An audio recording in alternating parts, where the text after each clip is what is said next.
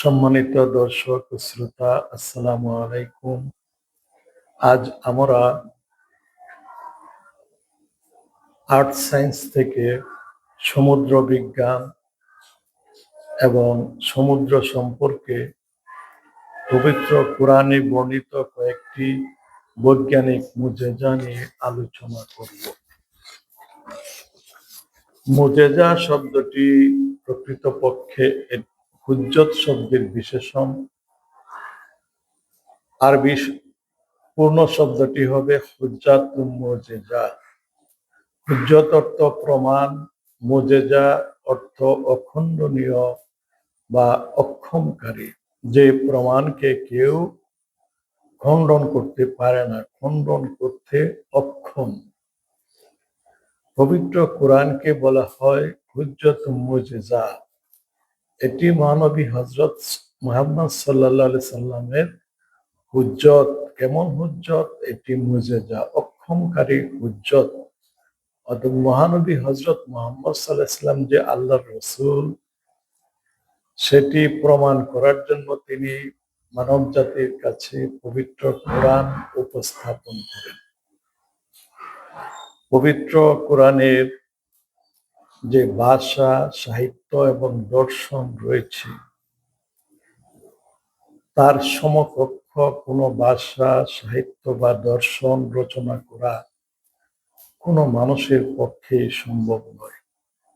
আরব জাতি পবিত্র কোরআনের ভাষা নিয়ে গবেষণা করেছে, সাহিত্য এবং বাগ্মিতা নিয়ে গবেষণা করেছে। তারা দেখতে পেয়েছে যে পবিত্র কোরআনের প্রতিটি শব্দই আরবি ভাষা থেকে নেওয়া হয়েছে, কিন্তু শব্দ বাক্য ব্যবহার করতে শব্দগুলো যেভাবে বিন্যাস করা হয়েছে, এমনকি শব্দ গঠন করতে অক্ষরগুলো যেভাবে যুক্ত হয়েছে, সে ধরনের কৌশল একেবারে অভিনব। এটি আরবদের পক্ষে এই ধরনের ভাষা ও সাহিত্য রচনা করা সম্ভব নয়। তখন তারা বুঝতে পারল যে এটি কোনো মানুষের রচিত গ্রন্থ নয়, এটি মহানবী হযরত মুহাম্মদ সাল্লাল্লাহু আলাইহি সাল্লামের কাছে স্বয়ং আল্লাহ তাআলা প্রেরণ করেছেন। যেহেতু তারা এই মহানবীর এই হুজ্জতকে খণ্ডন করতে পারেন নাই, সেই জন্য এটিকে বলা হয় হুজ্জতে মুজেজা বা সংক্ষেপে মহানবীর মুজেজা। এখন বৈজ্ঞানিক মুজেজা কাকে বলে? মহানবী হযরত মুহাম্মদ সাল্লাল্লাহু আলাইহি সাল্লাম সর্বশেষ নবী ও রাসূল। তারপর আর কোন রাসূল পৃথিবীতে আসবেন না। কিয়ামত পর্যন্ত যত মানুষ আসবে, সবাইকে মহানবী হযরত মুহাম্মদ সাল্লাল্লাহু আলাইহি সাল্লামের পদাঙ্ক অনুসরণ করে চলতে হবে। সামাজিক, পারিবারিক, রাষ্ট্রীয় জীবনে শান্তি এবং পরকালে মুক্তির জন্য একমাত্র রাস্তা হলো মহানবী হযরত মুহাম্মদ সাল্লাল্লাহু আলাইহি সাল্লামের রাস্তা। তিনি যে রাস্তা প্রদর্শন করেছেন, যে পথ মানুষকে তিনি দেখিয়েছেন, সেই পথ কিয়ামত পর্যন্ত চলতে থাকবে। আর কোন নবী বা রাসূল পৃথিবীতে আসবেন না। কাজেই পবিত্র কোরআন যে শুধু আরবদের জন্যই, আরবি ভাষাভাষীদের জন্য মুজেজা, হুজ্জত, তা নয়। পবিত্র কোরআনে যে বৈজ্ঞানিক তথ্য রয়েছে, সেগুলি বিশ্লেষণ করেও আমরা দেখতে পাই যে পবিত্র কোরআন সপ্তম শতাব্দীতে অবতীর্ণ হলেও এর মধ্যে এমন অনেক বৈজ্ঞানিক তথ্য বর্ণনা করা হয়েছে, যেগুলো সেকালের মানুষের পক্ষে জানা সম্ভব ছিল না। প্রায় 1300 থেকে 1400 বছর গবেষণার পর মানবজাতি সেগুলি উদ্ভাবন করতে সক্ষম হয়েছে। এই হিসাবে কোরআনের যে বৈজ্ঞানিক আয়াতগুলো রয়েছে, সেগুলি আমাদের সামনে বৈজ্ঞানিক মুজিজা হিসেবে দেখা দিয়েছে। এই সকল আয়াত প্রমাণ করে যে পবিত্র কোরআন কোনো মানুষের রচিত গ্রন্থ হতে পারে না। হযরত মুহাম্মদ সাল্লাল্লাহু আলাইহি সাল্লাম কোনো বিজ্ঞানী ছিলেন না। তিনি কোনো গবেষণা করে কাজ করছেন বলে ইতিহাসে পাওয়া যায় না। কিন্তু যে সকল বৈজ্ঞানিক তথ্য পবিত্র কোরআনে বর্ণিত হয়েছে সেগুলি তার পক্ষে বর্ণনা করা সম্ভব ছিল না। এটি প্রমাণ করে যে এই সকল তথ্য মহান আল্লাহর কাছ থেকে ওহী স্বরূপ হযরত মুহাম্মদের নিকট প্রেরণ করা হয়েছিল। এই হিসাবে কুরআন একটি মুজিজা। এটাকে বলা হয় বৈজ্ঞানিক মুজিজা। বর্তমান যুগ বিজ্ঞানের যুগ, যে বিষয়ের বৈজ্ঞানিক ভিত্তি নেই সেটি মানুষ মানতে চায় না বা সেটি এ যুগে অচল। কাজেই পবিত্র কোরআনের যে একটি যৌক্তিক এবং বৈজ্ঞানিক ভিত্তি রয়েছে, বৈজ্ঞানিক মৌজেজা আলোচনা করলে আমরা সে বিষয়টি বুঝতে পারি। এখন মৌজেজা আলোচনা করার উদ্দেশ্য কি? মৌজেজা আলোচনা করার উদ্দেশ্য হইল এই বিষয়টি স্পষ্ট করা যে মহানবী হযরত মুহাম্মদ সাল্লাল্লাহু আলাইহি ওয়াসাল্লাম আল্লাহর রাসূল, পবিত্র কোরআন আল্লাহর বাণী, এতে কোনো সন্দেহ নাই, কোনো বিভ্রান্তি নাই। মানুষের পবিত্র কোরআনে মানুষের অন্তরে বেদী আছে বলে বলা হয়েছে। ফি কুলুবিহিম মারাদুন ফাজাদাহুমুল্লাহু মারাদান ওয়া লাহুম আযাবুন আলীমুম বিমা কানু ইয়াকযিবুন। এই ভেদি আমরাজুল কুলুব বা কালবের রোগ, স্পিরিচুয়াল ডিজিজ, এই রোগকে দূর করার জন্যই মানুষের অন্তর থেকে এই সন্দেহের এবং সংশয়ের বেদিকে দূর করার জন্যই মুজিজা সম্পর্কিত আলোচনা করা হয়। যেমন আল্লাহ পাক পবিত্র কোরআনে বলেন, ওমিনান নাসি মা ইয়াকুলু আমান্না বিল্লাহি ওয়া বিল ইয়াউমিল আখির ওয়া মা হুম বিমুমিনিন ইউখাদিউনা আল্লাহা ওয়াল্লাযিনা আমানু ওয়া মা ইয়াখদাউনা ইল্লা আনফুসাহুম ফি কুলুবিহিম মারাদুন ফাযাদাহুমুল্লাহু মারাদান ওয়া লাহুম আযাবুন আলীমুম বিমা কানু ইয়াকসিবুন। মানুষের মধ্যে কতক মানুষ আছে তারা বলে যে আমরা ঈমান আনলাম আল্লাহর উপর এবং কিয়ামতের উপর, আখিরাতের উপর, কিন্তু তারা প্রকৃতপক্ষে ঈমান আনে নাই। তাদের দিলের মধ্যে সন্দেহ এবং সংশয়ের বেদী রয়েছে। তারা নিজেদেরকে মুমিন বলে, বিশ্বাসী বলে দাবি করলে প্রকৃতপক্ষে তারা মুমিন নয়। তাদের কাজকর্ম এটি প্রমাণ করে যে তারা নিজেদেরকে বিশ্বাসী বলে প্রকাশ করলেও তারা প্রকৃতপক্ষে কোরআনকে অনুসরণ করতে ইচ্ছুক নয়, মহানবী হযরত মুহাম্মদ সাল্লাল্লাহু আলাইহি সাল্লামের পদাঙ্ক অনুসরণ করতে ইচ্ছুক নয়। তারা তাদের পূর্বপুরুষদের ধর্ম, পূর্বপুরুষদের কালচার অনুসরণ করে তারা মুক্তির পথ খুঁজে। কিন্তু হযরত মুহাম্মদ সাল্লাল্লাহু আলাইহি সাল্লামের রাস্তা, হযরত মুহাম্মদ সাল্লাল্লাহু আলাইহি সাল্লামের প্রদর্শিত পথ অনুসরণ করে যে আমাদেরকে পারিবারিক, সামাজিক, রাজনৈতিক, অর্থনৈতিক সকল ক্ষেত্রে শান্তি প্রতিষ্ঠা করতে হবে, শৃঙ্খলা প্রতিষ্ঠা করতে হবে এবং আখেরাতের দোজখের অগ্নিকুণ্ডগুলো পার হয়ে বেহেশতে যেতে হবে, সেই বিষয়টি তারা মহানবী হযরত মুহাম্মদ সাল্লাল্লাহু আলাইহি সাল্লামের কাছে খুঁজে না। কারণ তাদের অন্তরে সংশয় এবং সন্দেহ রয়েছে। এই সকল মানুষকে তারা মুসলিম হইতে পারে, অমুসলিম হইতে পারে,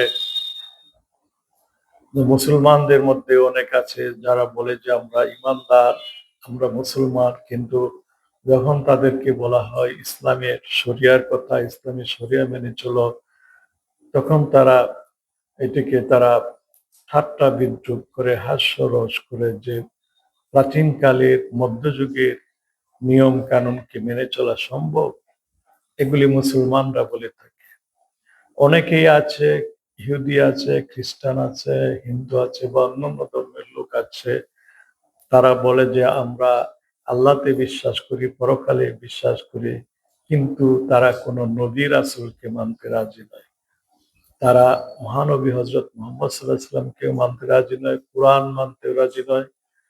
কিন্তু আল্লাহ পাকের যে নির্দেশনা, তাতে একজন নবীর অনুসারী না হওয়া পর্যন্ত দুনিয়াতে কোনো মানুষ তার কর্ম আল্লাহর কাছে, সৎকর্ম আল্লাহর কাছে গ্রহণযোগ্য হবে না এবং পরকালে সে মুক্তি পাবে না। হয় হযরত আদমের অনুসারী হতে হবে, না হয় হযরত নূহ আলাইহিস সালাম অথবা ইব্রাহিম, মুসা, ঈসা অথবা শেষ নবী হযরত মুহাম্মদ সাল্লাল্লাহু আলাইহি সাল্লাম। কিন্তু বর্তমান যুগ যেহেতু মহানবী হযরত মুহাম্মদ সাল্লাল্লাহু আলাইহি সাল্লামের যুগ, কাজেই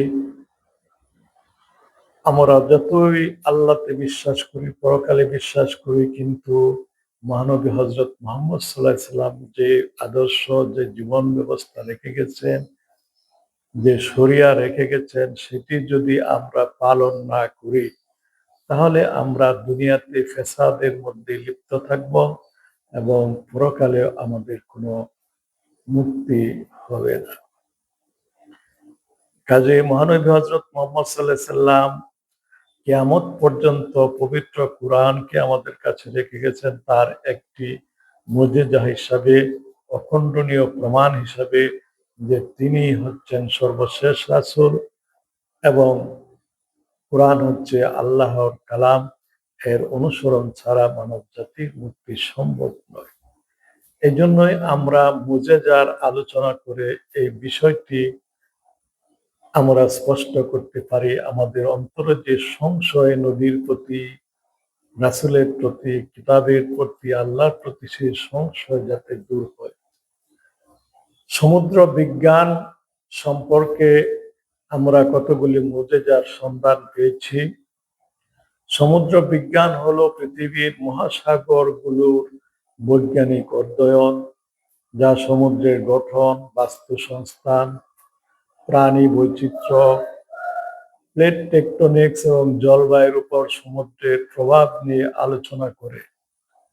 পৃথিবীর প্রায় ৭১ অংশ জুড়ে থাকা বিশাল জলরাশির রহস্য এবং সমুদ্র ব্যবস্থাপনার একটি গুরুত্বপূর্ণ বিষয় হলো সমুদ্র বিজ্ঞান। এই সমুদ্র বিজ্ঞানকে আমরা ৪ ভাগে ভাগ করতে পারি: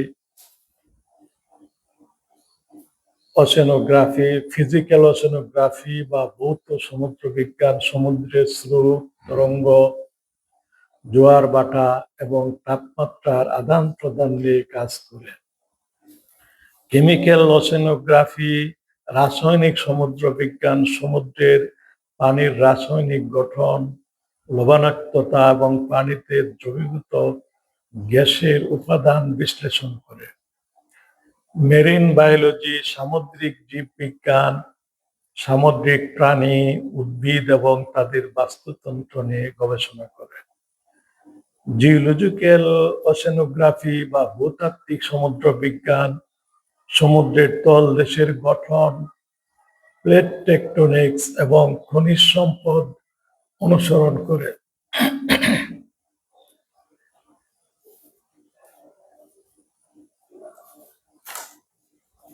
সমুদ্রের জলে দ্রবীভূত সবচেয়ে প্রাচুর্যপূর্ণ কঠিন পদার্থ হলো সোডিয়াম ক্লোরাইড।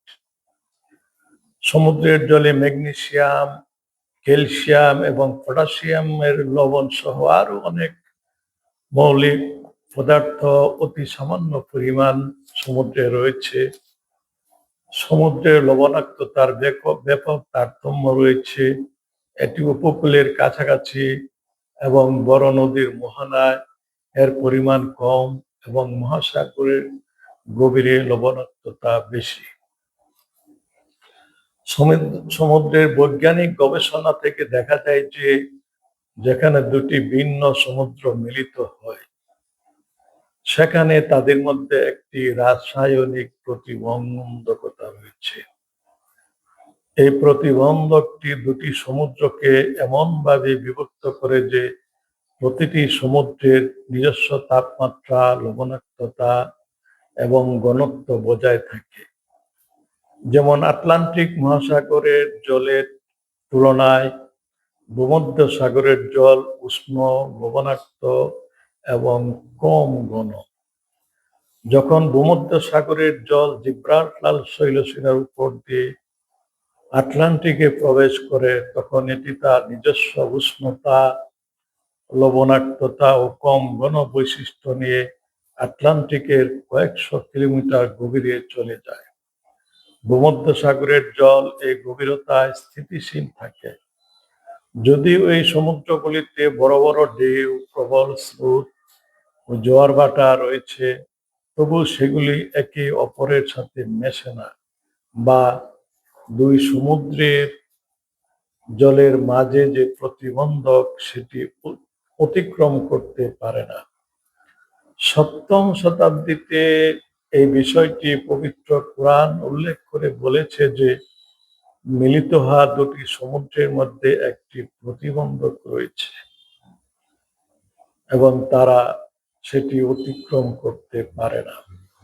যেমন সূরা রহমানে আল্লাহ পাক বলেন, মারাজাল বাহরাইনে ইয়ালতাকিয়ান বাইনাহুমা বারযাখুল লা ইয়াবগিয়ান।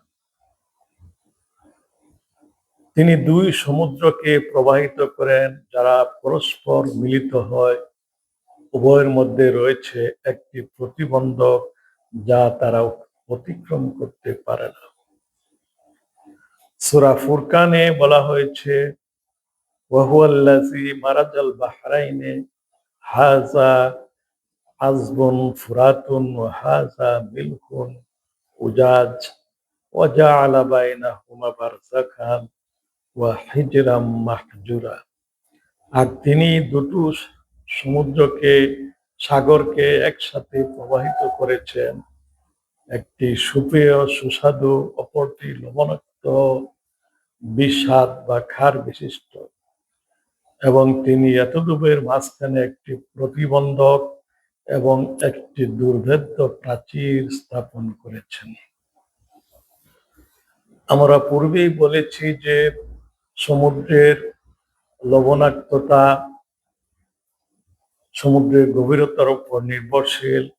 যেমন আটলান্টিক মহাসাগর এবং ভূমধ্যসাগরের লবণাক্ততা ভিন্ন, ভূমধ্যসাগরের লবণাক্ততা কম এবং আটলান্টিকের বেশি। জিব্রাল্টার প্রণালী দিয়ে যখন এই দুইটি নদীর পানি একসঙ্গে মিলিত হয় তখন তাদের মধ্যে একটি প্রতিবন্ধকতা সৃষ্টি হয়। দুই সমুদ্রের পানি কখনো মিলিত হতে পারে না। এই বিষয়টি বিজ্ঞানীরা বর্তমানে গবেষণা করে আবিষ্কার করেছেন। কিন্তু মিঠা নদীর পানি বেলায় বলা হয়েছে যখন সেগুলো সমুদ্রে গিয়ে পতিত হয়, নদীর পানির লবণাক্ততা কম কিন্তু সমুদ্রের পানির লবণাক্ততা বেশি। যখন এই দুইটি আরবি বড় নদীকে আরবিতে সাগর বলা হয়, এটাকে আমরা বোঝার জন্য এখানে মিঠা পানির কথা বলা হয়েছে কোরআনে, যা আমরা বুঝতে পারি যে বড় নদী। এই বড় নদীর পানি যখন সাগরে গিয়ে পতিত হয় তখন দুইটি পানির মধ্যে যে একটি প্রতিবন্ধকতা সৃষ্টি হয় সেটি আছে। এছাড়া এই দুই পানির মধ্যে, দুই জলের মধ্যে আরেকটি পর্দার কথা পবিত্র কোরআনে বলা হয়েছে, একটি দুর্ভেদ্য প্রাচীরের কথা বলা হয়েছে, যেটি দুই সমুদ্রের বেলায় বলা হয় নাই। এই বিষয়টি বিজ্ঞানীরা গবেষণা করে আবিষ্কার করেছেন। দেখা গেছে যে সমুদ্রের যে সকল নদী গিয়ে পতিত হয় সেখানে মিলিত স্রোতের মধ্যে দুই জলপ্রবাহের জল ভিন্ন হলেও মাঝখানে আরেকটি প্রতিবন্ধকতা দেখা যায়, যাদের ঘনত্ব নদীর পানির সঙ্গেও মেলে না, আবার সাগরের সঙ্গেও মেলে না। পৃথক একটি জোন বা এলাকা দুই জলের মধ্যে পরিলক্ষিত হয়। এই বিষয়টি পবিত্র কোরআনে বলা হয়েছে। কাজে এই দুটি বিষয় যা বর্তমানে বিজ্ঞানীরা গবেষণা করে আবিষ্কার করেছেন, এটি প্রমাণ করে যে পবিত্র কোরআন কোনো মানুষের রচিত গ্রন্থ নয়। 1400 বছর গবেষণার পর সাম্প্রতিককালে বিজ্ঞানীরা এই বিষয়টি গবেষণা করে আবিষ্কার করেছেন। আধুনিক সমুদ্র বিজ্ঞান আবিষ্কার করেছে যে মোহনায় যেখানে মিঠা ও নোনা পানি মিলিত হয় সেখানকার পরিস্থিতি দুটি সমুদ্রের মিলনস্থলের চেয়ে কিছুটা ভিন্ন। এই নদী এবং সাগরের জলে পিকনোক্লাইন জোন নামে একটি পৃথকীকরণ জোন বিজ্ঞানীরা আবিষ্কার করেছেন, যেটি পবিত্র কোরআনের বর্ণনার সঙ্গে স্পষ্টভাবে মিলে যায়।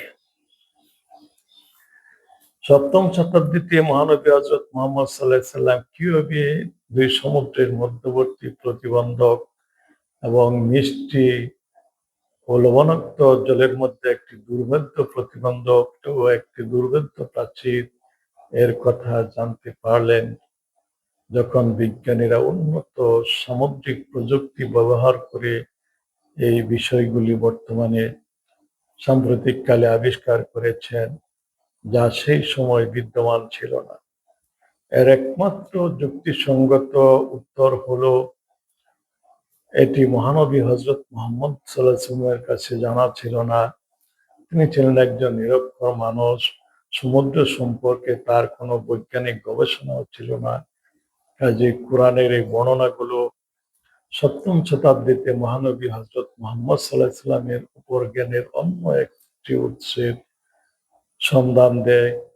এই বহির্জাগতিক বুদ্ধিমত্তা, যাকে আমরা আল্লাহ বলে চিহ্নিত করেছি, এবং মহানবী ছিলেন সেই মহান আল্লাহর রাসূল। এখন আমরা সমুদ্র সম্পর্কে আরেকটি বিস্ময়কর মুজিজা নিয়ে আলোচনা করব। সেটি হলো গভীর সমুদ্রে কালো নিকষ অন্ধকার এবং সমুদ্রের ইন্টারনাল ওয়েভস বা অভ্যন্তরীণ তরঙ্গ সম্পর্কে 7ম শতাব্দীতে পবিত্র কোরআনে যে বর্ণনা রয়েছে সেটি আধুনিক বিজ্ঞানের আবিষ্কারের সঙ্গে স্পষ্টভাবে মিলে যাচ্ছে। গভীর সমুদ্র বলতে আমরা কি বুঝি? 200 মিটার গভীরে সূর্যালোক পৌঁছানো বন্ধ হয়ে যায়। গভীর সমুদ্র পানির সমুদ্র পৃষ্ঠের নিচে, পানির নিচে যে 200 মিটার, তার নিচে সূর্যের আলো আর পৌঁছাতে পারে না। 1000 মিটার গভীরে একবারে নিকষ অন্ধকার, সেখানে কোনো আলো নেই। সেগুলি খুব ঠান্ডা এলাকা, দুর্গম এলাকা, সেখানে মানুষের বেঁচে থাকা সম্ভব নয়। অবশ্য কিছু প্রাণী সেখানে রয়েছে। প্রশান্ত মহাসাগর পৃথিবীর গভীরতম মহাসাগর। এর সবচেয়ে গভীরতম স্থান হলো মারিয়ানা ট্রেঞ্চের চ্যালেঞ্জার দ্বীপ, যা সমুদ্র পৃষ্ঠ থেকে প্রায় 11,000 মিটার বা প্রায় 11 কিলোমিটার গভীরে অবস্থিত।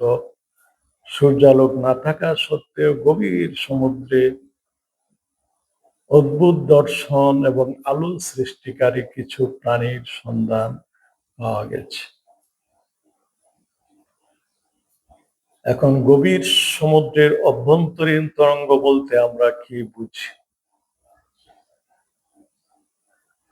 এই অভ্যন্তরীণ তরঙ্গ হলো সমুদ্রের অভ্যন্তরে ঘনত্বের তারতম্যের কারণে সৃষ্ট এমন এক অদৃশ্য ঢেউ, যা পানির উপরিভাগের বদলে সমুদ্রের বিভিন্ন স্তরের, বিশেষ করে হালকা ও ভারী পানির সংযোগস্থলে সৃষ্টি হয়ে থাকে।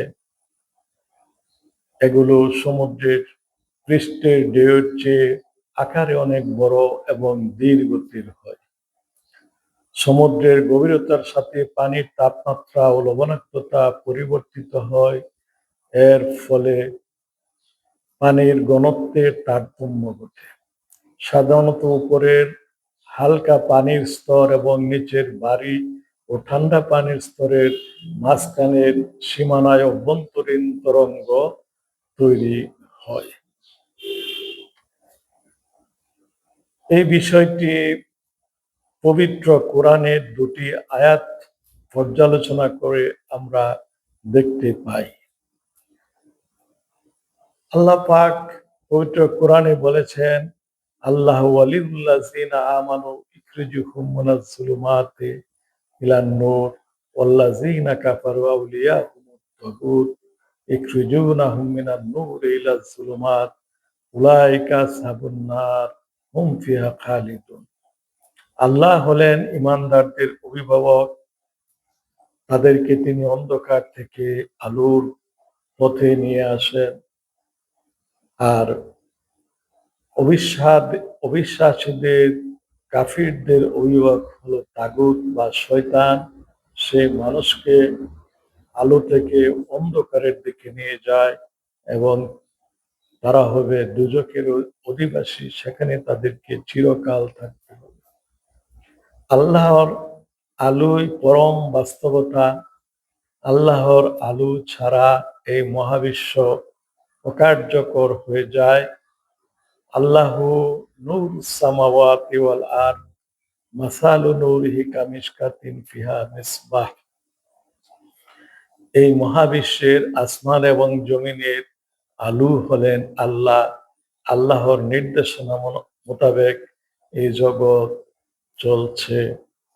কাজে আল্লাহর আলো পরম বাস্তবতা। যেখানে আলো নেই সেটি হলো অন্ধকার। বাস্তবতা আর অস্বীকৃতি হচ্ছে অন্ধকার। যারা আল্লাহর আলোকে প্রত্যাখ্যান করে তাদেরকে অবিশ্বাসী বলা হয়েছে। পবিত্র কোরআনের কয়েকটি আয়াত থেকে আমরা বুঝতে পারি, কয়েকটি উদাহরণ থেকে তাদের যে অন্ধকার, তাদের দিলের যে অন্ধকার, সে বিষয়টি উল্লেখ করা হয়েছে। তাদেরকে মরীচিকা এবং গভীর সমুদ্রের অন্ধকারের সাথে তুলনা করা হয়েছে। তারা এতই বিভ্রান্ত, এতই আলোহীন যে তাদেরকে মরীচিকা এবং গভীর সাগরের অন্ধকারের সঙ্গে তুলনা করা হয়েছে। দুটি আয়াত এখন আমি আপনাদের সাথে সামনে বিশ্লেষণ করব। বিসমিল্লাহির রহমানির রহিম। ওয়াল্লাযীনা কাফারু আকমালুহুম কাসারাবিন বিকিআতিন ইয়াহসাবুহু যামআনু মাআন হাত্তা ইযা জাহু লাম ইয়াজিদহু শাইয়ান ওয়া ওয়াজাদাল্লাহা ইনদাহু ফাওয়াফাহু হিসাবাহু ওয়াল্লাহু সারিউল হিসাব। আও কাযুলুমাতিন ফি। প্রথম আয়াতটি তেলাওয়াত করলাম, যার অর্থ হলো, আর যারা অবিশ্বাস করে তাদের কর্ম মরুভূমির মরীচিকার মতো। পিপাসার্ত ব্যক্তি যাকে পানি মনে করে, কিন্তু যখন সে তার কাছে যায় তখন কিছুই পায় না, বরং সেখানে সে আল্লাহকে, তার হিসাব গ্রহণকারীকে পায়। অতঃপর আল্লাহ তার হিসাব পুরোপুরি চুকিয়ে দেন এবং আল্লাহ দ্রুত হিসাব গ্রহণকারী। এই আয়াতের ব্যাখ্যায় বলা হয়েছে, অবিশ্বাসীরা পার্থিব জীবনে যে সমস্ত ভালো কাজ বা সৎকর্ম করে বলে দাবি করে পরকালে মুক্তির ক্ষেত্রে তার কোনো মূল্য থাকবে না। মরুভূমিতে যেমন তৃষ্ণার্ত মানুষ দূর থেকে চকচকে বালুকাকে পানি রূপে দেখতে পায়, ঠিক তেমনি অবিশ্বাসীরা তাদের কর্মকে মুক্তির উপায় মনে করে বিভ্রান্ত হয়। কিন্তু মৃত্যুর পর যখন তারা আল্লাহর সামনে দাঁড়াবে, তখন তারা তাদের আমলে বা কর্মে খাতায় শূন্য দেখতে পাবে।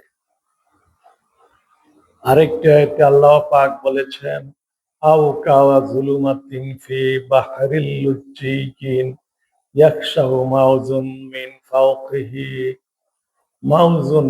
ফাওকিহি সাহাবুন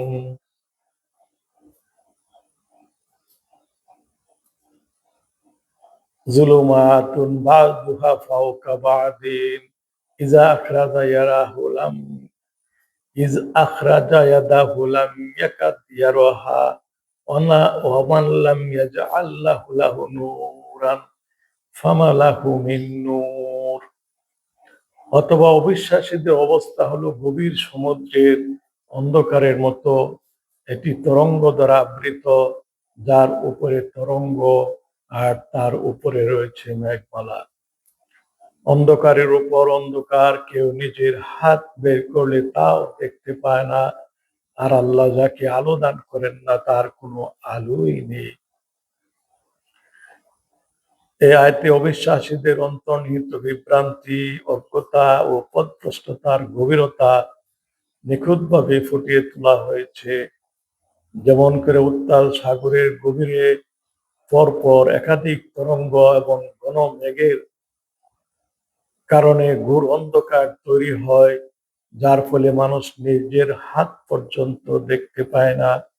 একইভাবে সত্য বিমুখ মানুষের অন্তর অজ্ঞতা ও মূর্খতার এমন গাঢ় অন্ধকারে নিমজ্জিত থাকে যে তাদের কোনো আলো বা পথের দিশা পাওয়ার সুযোগ থাকে না। আমরা এখানে কোরআনের বাস্তবতা প্রমাণ করার জন্য দ্বিতীয় উদাহরণটি আলোচনা করছি। দ্বিতীয় আয়াতে গভীর সমুদ্র ও মহাসাগরের অন্ধকারের কথা উল্লেখ করা হয়েছে, যেখানে মানুষ হাত বাড়ালেও তা দেখতে পায় না। গভীর সমুদ্র ও মহাসাগরের অন্ধকার প্রায় 200 মিটার বা তার নিচের গভীরতায় পাওয়া যায়।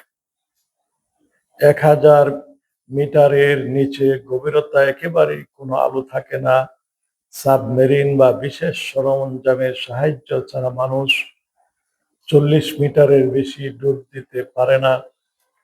মহাসাগরের গভীর অন্ধকার অংশে, যেমন 200 মিটার গভীরতায়, মানুষের বেঁচে থাকা সম্ভব নয়।